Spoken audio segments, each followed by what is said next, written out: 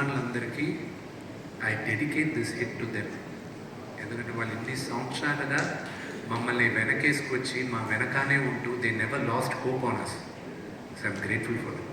కృష్ణంరాజు గారు చేసిన భక్త కన్నప్ప చూసిన అప్పటి జనరేషన్ అంటే ఇప్పుడు ఏజ్డ్ పీపుల్ కానీ వాళ్ళందరూ ఎంతో కొంత ఈ సినిమా చూస్తారు, చూసినప్పుడు వాళ్ళు ఎలా ఫీల్ అవుతారని మీకేమన్నా భయం కానీ, ప్లస్ ఇంకోటి కృష్ణరాజు గారిని ఆయన అప్పుడు చేసిన పెర్ఫార్మెన్స్ని కానీ ఏమన్నా ఇన్స్పిరేషన్ తీసుకున్నారా?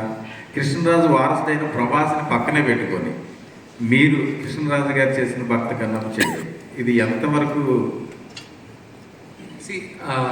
మీ ఫస్ట్ క్వశ్చన్ పెద్దవాళ్ళు చూస్తే ఆ కన్నప్ప ఈ కన్నప్ప నాకు ఫస్ట్ ఫోన్ కాల్ నిన్న నాకు వచ్చింది రామ్ గోపాల్ వర్మ గారి మదర్ గురించి.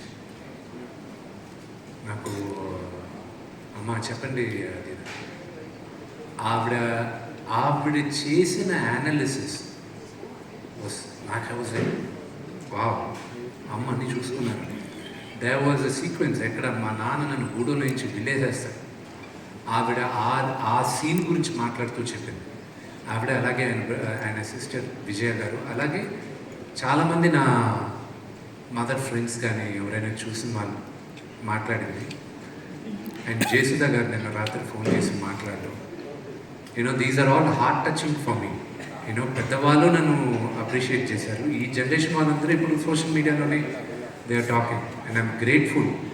నేను ప్రతి మీటింగ్లోనూ చెప్పాను, మళ్ళా చెప్తున్నాను, ఆయన ప్రభాస్కి నేను రుణపడుతున్నాను.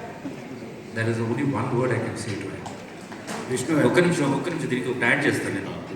ఎందుకని అంటే చెప్పుకుంటే బాగా ప్రమోట్ అవుతుంది కదా. నెక్స్ట్ సినిమా నేను ప్యూర్ కమర్షియల్ సినిమా తీస్తాను, దానికి నేను నంబర్లు మొదటి రోజే చెప్తాను నేను.